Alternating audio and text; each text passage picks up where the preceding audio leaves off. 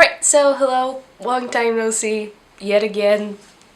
I am a piece of human garbage. There you go, that's my excuse. As you might have noticed, there's a huge stack of books right there, and that's not all of the books. And that's most of the books I read in the past 5 months, and I'm going to talk about them. Some of them I read on like script or borrowed from the library. If that's the case, I will put a picture of the book right here. We don't have the whole day, I don't have the whole day, you don't have the whole day. We don't have time to be here for 6 hours, so I'm going to talk about all of those books on quite a surface level. So if you have any questions about like a specific book, you can just ask me in comments. Last thing before we get started, the video will be divided into 7 or 8 different sections, so like poetry, classics, journal fiction, graphic novels, and all of the timestamps will be in the description below. So if you don't care about classics, you can just skip ahead, that's fine. So first let's get the DNFs out of the way. I have 2 DNFs. First is The 7 Deaths of Evelyn Hardcastle by Stuart Turton. I read around 100 pages of it, and I really disliked the writing style, so I thought maybe it was translation because I was reading the Polish version. So I read the ebook on script in English, and I still disliked it, so I gave an audiobook a shot. And I have to say, the audiobook, when I was listening to the audiobook, I disliked this book a little bit less because this is written in the first person in the present time, and it was just very awkward.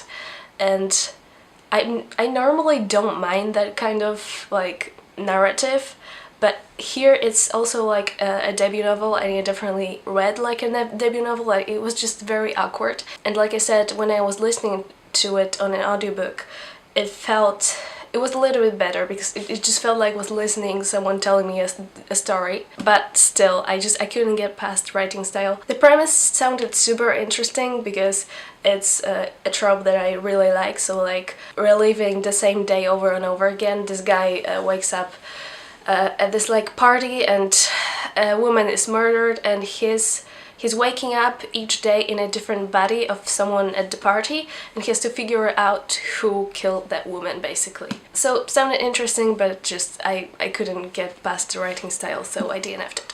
The second DNF is The Dumb House by John Burnside.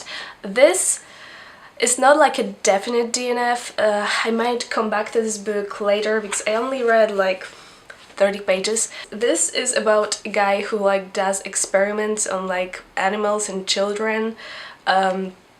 Yeah, I don't remember what he was trying to achieve with those experiments. He was trying to find like figure out what soul is, I think. And like it was, the writing style is like the opposite of the previous book. The writing style was beautiful.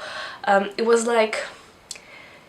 was beautiful but not flowery. It was kind of like elegant and very concise, so I really enjoyed it. It kind of reminded me of Lolita because they're both about like very disturbing topics, but both of those books are really like beautifully written. They kind of like seduce you with the prose, but I actually couldn't finish Lolita too because of the very disturbing topic. Every time I like put it down, I didn't want to pick it up because of the like very disturbing themes and like gruesome stuff that was in here, so maybe another time. What next? Graphic novels. I don't have any in here because I borrowed I read 2 through script, and 1 I borrowed from the library. First one is Fence Volume 1. I gave it 2.5 stars. I was just bored. The first volume is like 20 or 30 pages long, so it's very short, but I felt like we didn't get like enough of the background story for the characters, so I just wasn't interested. It's about those 2 guys who they have a match together, and one has professional training and the other one doesn't, or something like that, and one of the guy loses, and then they find out they're roommates. So yeah, it sounded interesting, but I was bored, I didn't care, so I'm not going to continue. Then we have Giant Days. I gave it 3.5 stars. It was very enjoyable, actually. I started reading the 2nd volume, but the thing that I was really looking forward to happened, and the second it happened I lost interest. And also the pacing in the 2nd volume was really weird, so yeah. But the first volume, it's very like relatable. It's about like those 3 university students, and yeah, just relatable. I like the art style too, so I still would recommend it, I guess. Then we have something a little bit more serious, and that's Van Home. Oh, I don't remember her first name, but her surname is Bechdel. I'm not sure. Like, she's the creator of the Bechdel test, and it's a graphic novel, but it's kind of a memoir because it's based on her life. It's about her father committing suicide and her finding out that he was actually gay. And yeah, she kind of looks back on her life and her relationship with her father. And I gave it 4 stars, but now that I'm thinking about it, the only like 2 things I disliked about it were first, like, the art style wasn't my favorite, but it was okay, it was fine. And the second thing, it was kind of like, I normally feel like I read graphic novels in like one sitting, but this one, it kind of took me a while to finish. But now that I think about it, it's not really a downside. It's just a kind of graphic novel you have to take your time with and kind of savor it.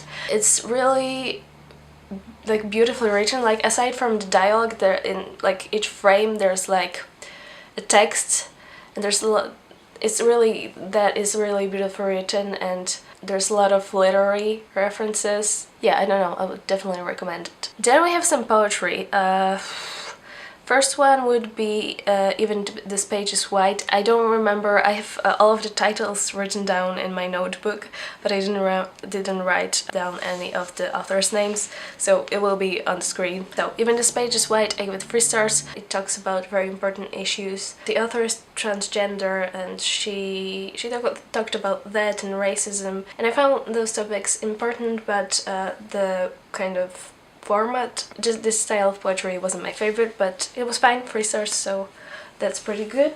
And kind of the same thing with the next one, which is Don't Call Us Dead by Danez Smith. Okay, sorry, the lighting and the angle changed completely, but I ran out of memory on my memory card, so I had to take a quick break. We're back. I was talking about poetry. Yeah, so I think I talked already about Even This Page is White. Then we have Don't Call Us Bad by Danez Smith.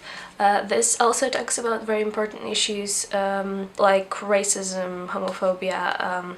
It also talks about being HIV positive. I had a very similar issue with this book, which is just like the style of poetry wasn't my thing, but overall I still enjoyed it. I mean, I wouldn't say enjoyed it, because the topics and the way he talks about them is very hard-hitting, and it's very honest, it's very raw, and I would personally recommend both of those collections, and both of them I gave 3 stars. Then I read We Get So Alone at Times That It Just Makes Sense by Charles Bukowski on Script. I give it 4 stars, really enjoyed it. I overall enjoy Charles Bukowski's poetry. I also read Love is a Dog from Hell, I think, but I enjoyed this one more. He died, I think, 2 years after he released this collection of poetry, and you can see it's different from his other collections of poetry. I think he looks back on his life a lot and like talks about the fact that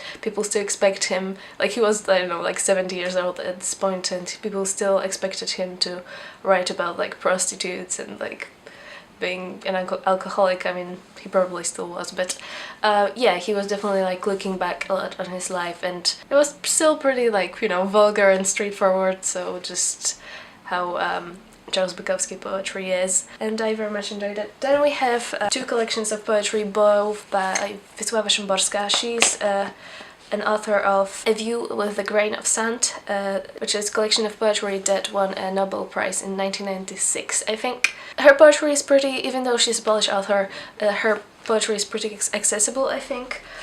So here we have Here.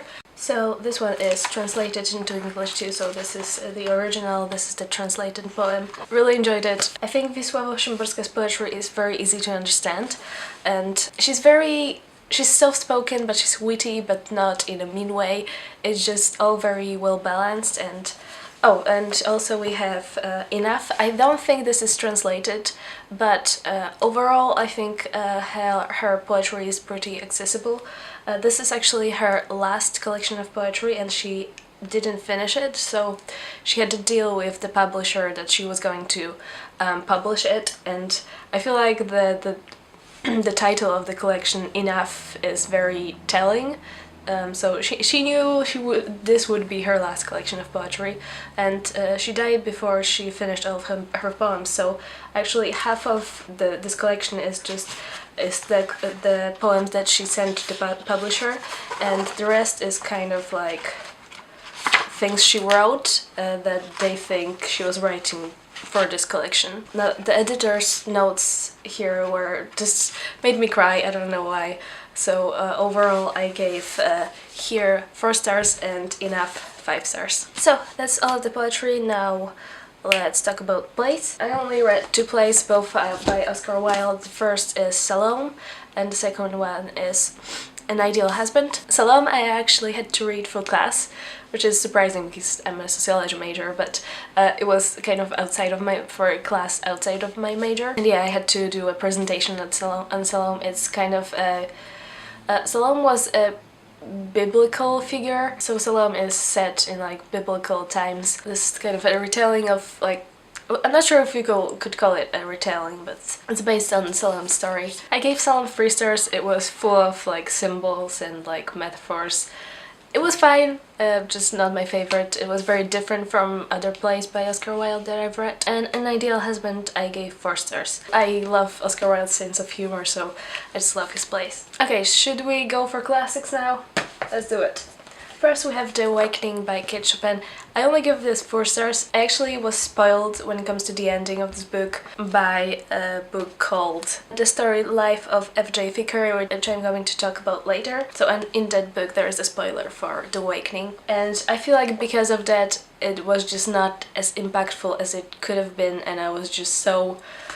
I was angry with the main character, even though I understand why. When it comes to like feminist classic literature, this is like a very important read. I feel like I understand why this is important, and because the main character isn't in like an abusive relationship or anything, but she still kind of wants to get out of it and wants to like live her life and want, you know, start to understanding her desires and what she wants in life, and you know, breaks out of all those kind of stereotypes placed upon her. I was just really annoyed with the main character. Also, I knew exactly where all of this was going, so I gave it 2 stars because I was just very bored, and every time I picked it up I was dreading reading it, but the writing style was really good actually. Then we have Of Mice and Men by John Steinbeck. I read Tortilla Flat and I really disliked it, so I had pretty low expectations going into it, but I gave it 3.5 stars, so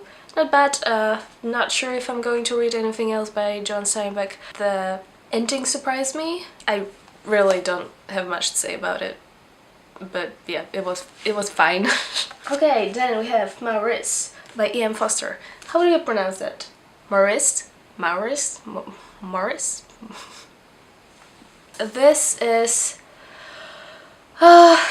a story about Murice, who is a homosexual in the like early 20th century. This was written, I don't remember when, but in the first half of the 20th century, but it was actually published after E.M. Forster's death, because, you know, homosexuality was, you know, frowned upon. Okay, so I kind of forgot why I gave it only 4 stars, so I think I have some notes on this book, so let's see. I don't have enough time. Oh, the writing style wasn't the easiest to get through. I kind of had to focus on like constantly on what I was reading. Not sure why, because like I read classics in English, but this one just wasn't like that easy to get through. Yeah, I really enjoyed the ending. The ending really kind of showed me how much the main character has grown,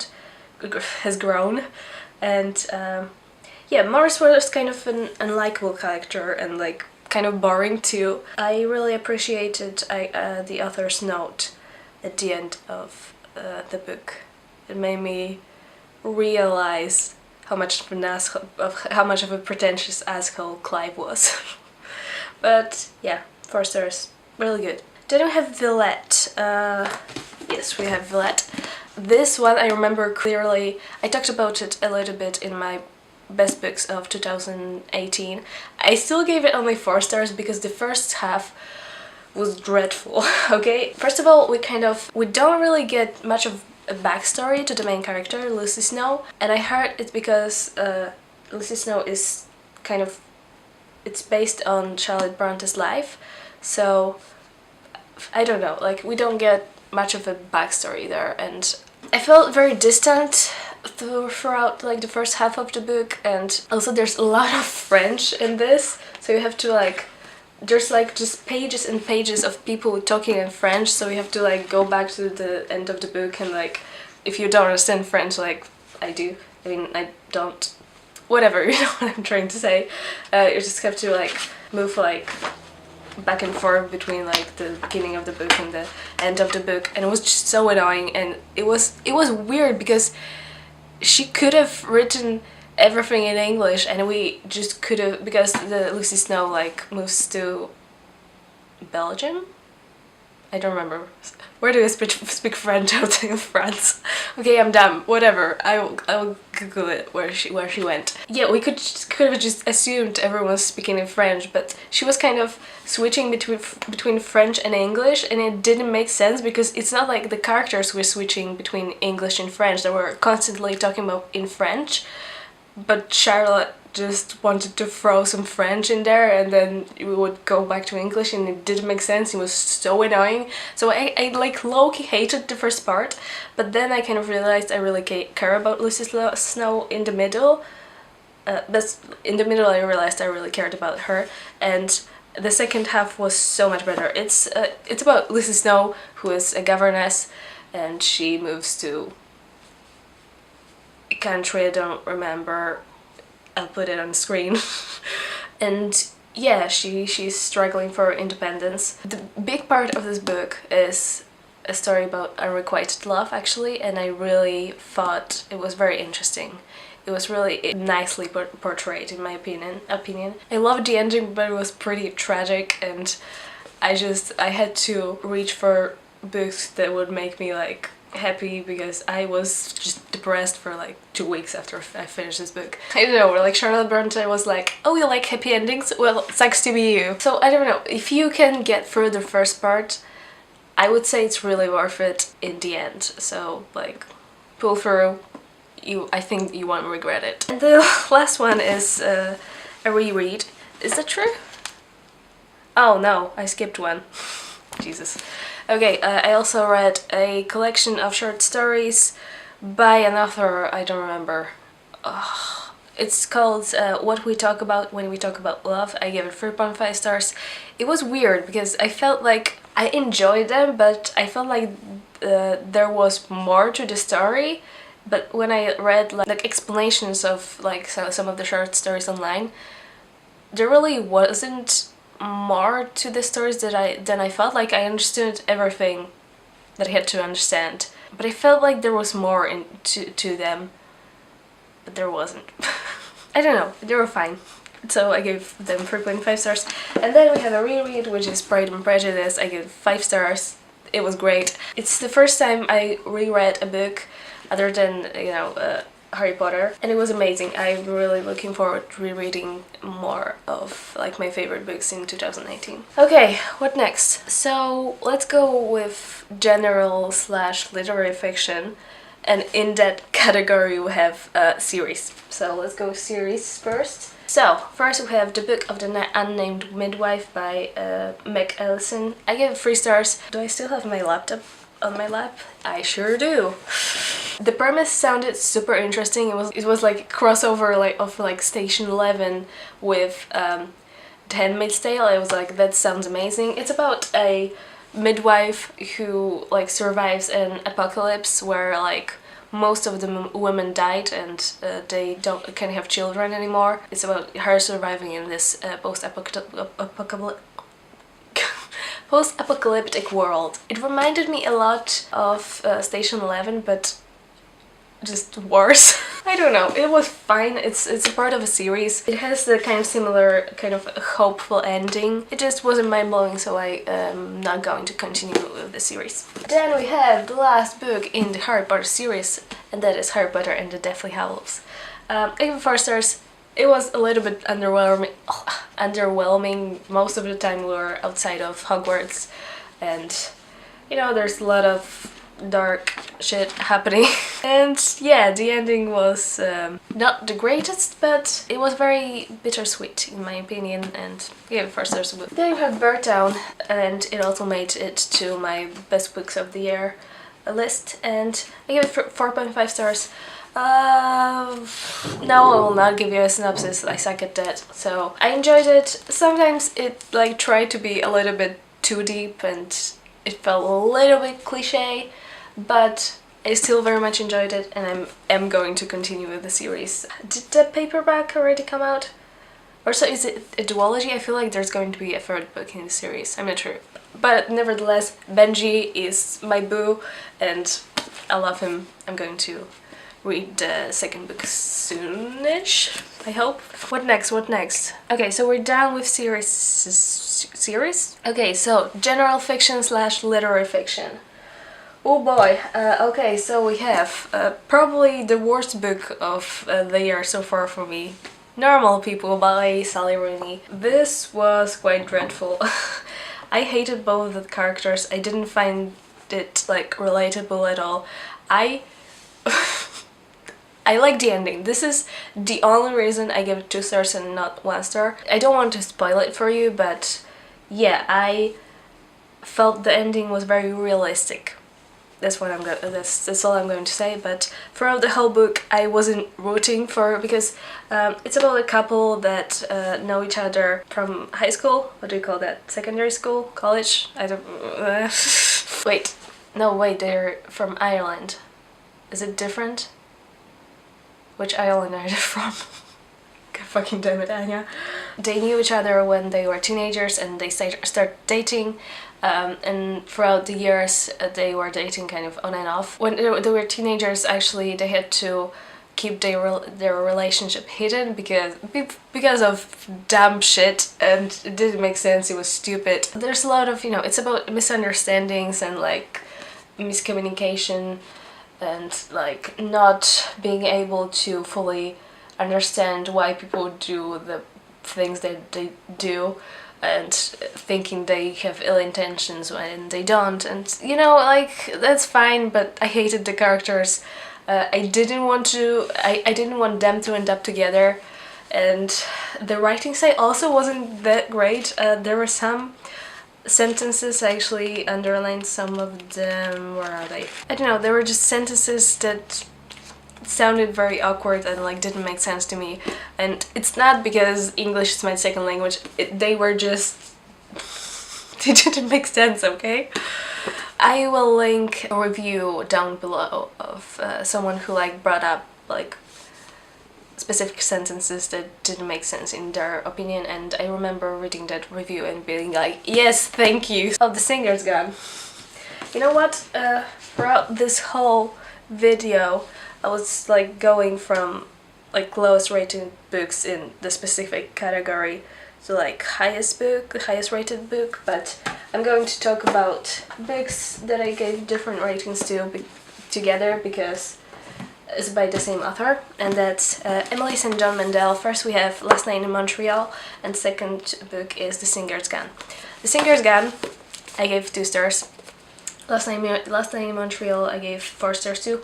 This is actually her debut novel, and I feel like I was a little bit more forgiving because I was reading it with that in mind constantly. Nevertheless, I started reading it and I was like, yeah, this is why she's my favorite author, so I hope that tells you something. It's not perfect, it's definitely not perfect, it's about...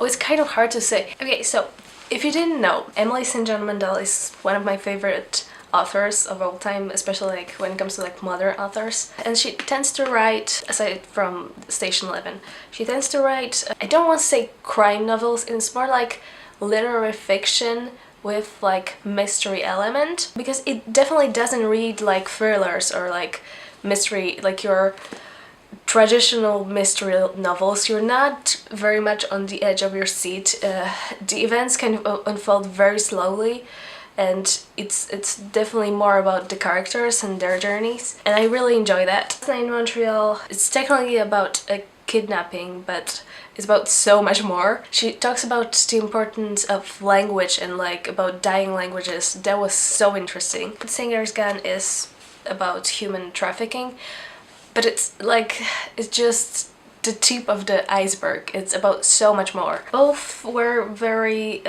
well written, but I was interested in Last Night in Montreal's plot a lot more, and also I connected to the characters a lot more. Yeah, it's definitely not without its faults. Sometimes it does feel like a debut novel, some things. Like there are two female characters that kind of blend in together. Although I'm pretty sure, or was it in The Singer's Gun? No, I think in this one the male character also notices that those two female characters like start to blend together. So can you like excuse that if the author is conscious of that, or like if like is it the point? I don't think so, because in this there are two female characters that also kind of blend in together. So I personally feel like Emily St. John Mandel is better at writing male characters. I mean, maybe she got better because in Station 11 I didn't have that kind of problem. And in here there was kind of borderline this like manic pixie dream girl trope, which I don't enjoy. But still, it's very short. I would still recommend it. This one I give 2 stars only because the plot went just nowhere. I didn't care about the characters. You know, the writing style was still interesting, the topics were mildly interesting too, but I was a little bored with this one. At this point I only have one book left by Emily St. John Mandel, which is Lola's Quartet, but supposedly she's coming back with a new book called The Glass Hotel, but technically it says it's coming out in 2018, but we still don't have like the exact date, I don't think. So I'm not sure if that's happening this year. Okay, The Gap of Time. The Gap of Time by Jeanette Winterson is a modern retelling of The Winter's Tale. And The Winter's Tale, I think so far is my favorite play by Shakespeare. Wait, I wrote a review on that. Okay, so I enjoyed it more than I anticipated because this actually it has pretty low ratings, and like everything that I've heard about this book was rather negative. So, you know, I was coming in with pretty low expectations, but I quite enjoyed it. I definitely enjoyed the second half more than the first half. The first chapter was a little bit clunky or a little bit awkward, but yeah, the more I read, the more I was enjoying it. I read Oranges Are Not the Only Fruit by Janet Winterson, and I didn't like her writing style, but here I actually was not bothered by it. But also other people said it doesn't read like normal Janet Winterson's novel, and they disliked it, but like I liked it more because it didn't read like her regular like writing style. So yeah, I also said that I wished that the first part was actually a little bit darker, so the shift from, because it's a tragicomedy basically, so I wanted the first part to be darker, so the shift from tragedy to comedy would be a little bit more drastic, because it is very drastic in you know, the original. So yeah, not perfect. I gave it 3.5 stars. And then we have 2 5 stars. Finally. 11/22/63 by Stephen King. It's about time traveling. I love books about time traveling. So this guy is going back in time to stop the assassination of JF Kennedy. There's also a kind of side plot line that I really enjoyed actually. Yeah, it's a very long book, but it was great. I actually really enjoy Stephen King's writing style, but I don't like horror, so I don't like thrillers, I don't like very gruesome stuff, and I was right, it was great. I feel like Stephen King really excels in like describing different towns' atmosphere, like their soul, and I don't know, like he described towns and cities in such a unique and just amazing way. I don't know how to explain it, but I really loved it. It was the first 5-star of 2019 for me. And then the second 5-star, I mean, aside from my Pride and Prejudice reread, the second 5-star is The Heart's Invisible Furies by John Boyne. I really loved the first third of the book, like the first third of the book, amazing, life-changing, spectacular. Here's the thing. This is a book about Cyril Avery. We follow him throughout his whole life, pretty much. Like, the first chapter is about his mother when she finds out she's pregnant, and she's kicked out of her like village because she's a fallen woman. We meet him before he's even born, and you know, we go on this like life journey of him. And I feel like when we were reading about his childhood, it was a lot more, not self-conscious, but like retrospective, I guess, and I really enjoy that in fiction. I really enjoy when like author is like self-aware, and I feel like we got less and less of that retrospectiveness. I also thought I wouldn't really enjoy it because it was quite melodramatic, but like the first half was very self-aware, so he really plays with the tone well, so the melodrama is more bearable and actually like entertaining. But in the second half it was a little bit more, I don't know, serious, and like that's fine, but I like when it's melodramatic, I like a little bit of like humor in it, and like, you know, just being very self-aware. But then, you know, the middle dragged a little bit, and I didn't love it as much as the first like third of the book. But I loved the first third of the book, but like the rest was still good, and I really enjoyed the ending actually. So I think it deserves 5 stars. So yeah, a great book. I will definitely be reading other books by John Boyne. And finally, the last book is a non-fiction book about coffee, which is actually written in Polish and it's not translated. So I'm just going to tell you that I give it 2.5 stars. It was fine. I feel like there was too much about the author in the book and too little about the actual like coffee. I was like, I don't care about life lessons, just tell me about coffee. I mean, it's really nicely published. Like, it's nice. It was like quite informative, but like not informative enough for me. So yeah, 2.5 stars. Oh, and that's finally everything. We've been here for a hot while. I mean, I started recording like 2 hours ago. This was a wild ride. If you actually stuck around until the end, you are the true hero. You are the MVP. I applaud you. I might do either a book haul or a currently reading video soon. I hope. But honestly, who knows? That was a lot. I'm tired. Okay. See you in the next video. Bye.